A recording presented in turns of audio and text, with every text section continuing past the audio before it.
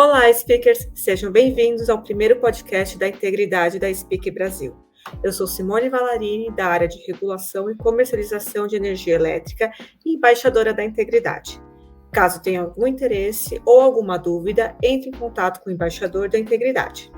E o nosso primeiro podcast é com o especialista em fraudes Yuri Camilo, da ICTS ProActivity. O Yuri é especialista em compliance, gestão de risco e investigações corporativas.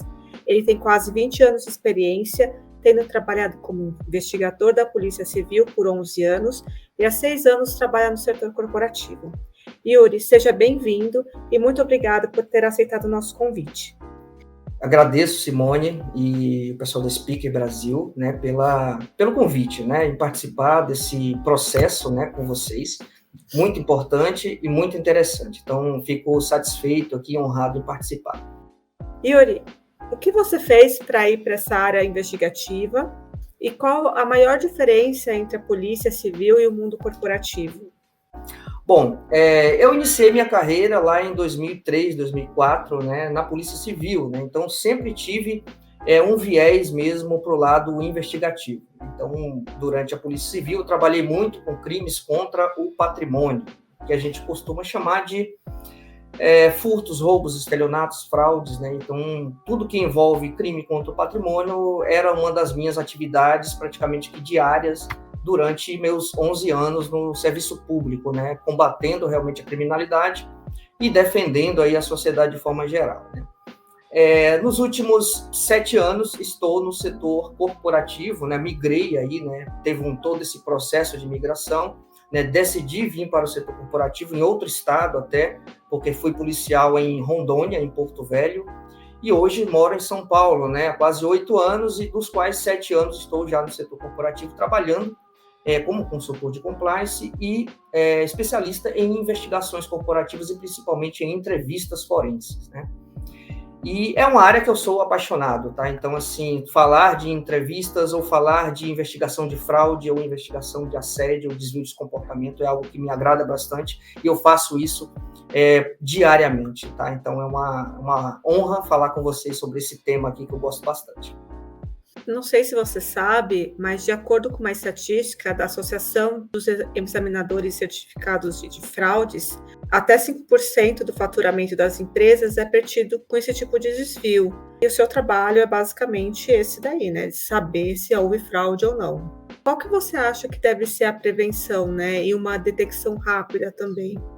Ok, perfeito, positivo. Então, assim, fraudes, Falando de fraude, o objetivo é que elas não ocorram, Mas a gente nunca vai ter isso. O máximo que a gente pode fazer é tentar mitigar, porque quando a gente está falando de fraude, a gente está falando muito de comportamento humano, Então, assim, eu até brinco às vezes, dificilmente você vai ver máquinas fazendo fraudes, Quem faz fraude é geralmente, e na maioria das vezes, é claro, tem um envolvimento humano ali, então tem condutas humanas para que ocorra determinada fraude. Então, como é que a gente previne e como é que a gente detecta o mais rápido possível? A gente tendo um programa de compliance, um programa de integridade eficiente, que ele tenha não só todos os elementos que compõem esse programa, mas também que ele seja monitorado, que ele trabalhe com eficiência para que você construa até indicadores de performance, para que você tenha uma eficiência na efetivação de, por exemplo, detectar rápido fraudes ou até uma eficiência no treinamento em si, porque treinando também você ajuda as pessoas e vai conscientizando, vai aculturando o ambiente corporativo, de certa forma, para que colaboradores não cometam esse tipo de atividade, de conduta inadequada, que pode ser até um crime em determinadas situações dentro das empresas, Então, como é que a gente previne e como é que a gente detecta rapidamente? É tendo um programa de compliance rodando de uma forma eficaz, eficiente, sendo monitorado e com todos esses elementos que o compõem, trabalhando de uma forma sinérgica, Simone? No meu entendimento, é isso. É muito difícil você descobrir uma fraude ou quando você descobre, você já consegue pegar na pessoa, que fraudou? Olha, depende muito do caso, Quando envolve fraudes mais complexas, tem um pouco mais de trabalho, por exemplo, da equipe de compliance ou da equipe de investigação, Mas quando é uma fraude mais simples, por exemplo, dando um exemplo bem cotidiano aqui que a gente trata, vez ou outra, questão de desvio de mercadorias em centro de expedições, ou, por exemplo, furto ou desvio de sucata em determinadas empresas. Então, você consegue identificar rapidamente os atores desse processo, porque são geralmente áreas pequenas e áreas que as pessoas ali, elas falam umas com as outras e você consegue estabelecer ali quem são os atores que estão envolvidos direto ou indiretamente, então fica até mais fácil. Mas, por exemplo, quando ocorre alguma situação de uma demonstração fraudulenta, por exemplo, que aí pode envolver acesso de TI, pode ter uma questão de engenharia social por trás, né, algo nesse sentido, né, que vai fraudar a empresa até em termos financeiros e de alto valor, você tem um pouquinho de dificuldade para você entender quem são ali os alvos, né, da investigação, porque aparentemente uma investigação ela pode ter um alvo inicial, que aparentemente pode ser uma pessoa só, mas você não sabe disso, então podem ter outras pessoas envolvidas nesse cenário que você não conhece ainda, e só com a investigação em andamento, por exemplo, que você vai ter todos esses cenários mapeados e até saber quem são os principais alvos ali, né, os targets da investigação. Então, é uma resposta que, a um primeiro momento, depende, né, depende do tipo de fraude, né, depende do tipo de conduta que está sendo praticada, e aí a investigação vai ter um prazo, né, até em relação a isso. Se ela vai ser um pouco mais demorada, é porque a investigação é um pouco mais complexa, ou quando é um caso mais rápido, por exemplo, de um simples desvio, você consegue até elucidar o caso de uma forma mais rápida. Tá certo. Yuri, um dos últimos encontros que nós tivemos, né, dos embaixadores da integridade, nós falamos sobre o triângulo de fraude. Você já ouviu falar disso? Sim, já ouvi falar do triângulo da fraude, né? Ele auxilia bastante nas investigações, tá? Porque ele traz ali estatísticas, ele traz indicadores de como as empresas e os segmentos, né, de várias áreas, de várias empresas, eles estão atuando e trabalhando com fraude, né? E principalmente onde as fraudes são detectadas, né? Quais são os principais cargos e níveis hierárquicos que cometem fraudes, né? Não só no Brasil, tá? Mas é uma pesquisa até global nesse sentido. Tem no Brasil especificamente, isso a gente consegue utilizar até nas nossas apurações, na verdade, até para que a gente consiga trabalhar com mais eficiência. Então, essa questão é muito importante e muito interessante, tá?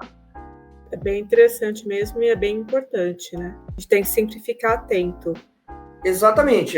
Deixa eu só complementar agora, né? O triângulo da fraude. Como que a gente aplica o triângulo da fraude numa investigação corporativa? Por exemplo, o triângulo da fraude, ele fala de racionalização, ele fala de motivação e fala da pressão. Então, quando a gente está apurando uma fraude, por exemplo, a gente sempre tenta identificar essas gaps ou vulnerabilidades do fraudador, por exemplo, né? Então, o que motivou essa pessoa a cometer determinada fraude, né? Esse é um gatilho, né, do cometimento da fraude, a motivação, que eu trouxe para você um pouquinho mais cedo em relação à motivação ou desmotivação. Então, é interessante saber até qual é o grau de satisfação dessa pessoa, porque pode ser que alguma situação, não só financeira, não só de ego, mas a questão de motivação ou desmotivação pode gerar, ser um potencializador da fraude, e aí é um vértice do triângulo da fraude. A gente tem também a questão de oportunidade, né, por exemplo, né, que está no triângulo da fraude. É a pessoa ter trabalhar na área, por exemplo, né? Ela tem a oportunidade ali, ela tem aquele gatilho que pode potencializar ali ela cometer a fraude, porque ela tem a oportunidade, ela tem, por exemplo, senhas de acesso, ela tem a liderança ali na mão, ela tem pessoas que ela consegue manipular, então existe essa oportunidade para que essa pessoa concretize de certa forma, ou pelo menos execute uma fraude. E tem a questão da racionalização também, que aí a gente fecha o triângulo da fraude com pressão, oportunidade e racionalização. A racionalização nada mais é do que justificativas até pessoais, né, dessa pessoa. Por exemplo, eu vou cometer uma fraude e eu tento me justificar, né, psicologicamente até, de que aquilo, de certa forma, é uma decisão boa, né, não seria nada antiético que eu estaria fazendo, por exemplo. Então, são vários tipos de racionalizações que passam pela cabeça dessa pessoa, que fazem com que ele se sinta mais confortável, né, como se fosse uma reflexão mais simpática e um atenuante até para que ele cometa a fraude, porque para ele não se sentir até culpado, de certa forma, por ele estar agindo de uma maneira irregular, cometendo fraude, desviando alguma situação, algum dinheiro, alguma mercadoria, qualquer tipo de fraude que possa ocorrer dentro da empresa, tá? Então, de uma maneira geral, explicando um pouquinho o triângulo da fraude, é dessa forma que funciona, e a gente sempre atua focando nessa questão quando a gente está fazendo investigação corporativa, principalmente apurando fraude. Bem interessante. Adorei, Yuri. Obrigada por ter aceitado o nosso convite mais uma vez. E é isso aí, pessoal. Esse foi o nosso primeiro episódio do podcast Embaixadores da Integridade da Speak Brasil. E lembre-se, você faz parte da construção do ambiente em que quer atuar. Muito obrigada e até a próxima.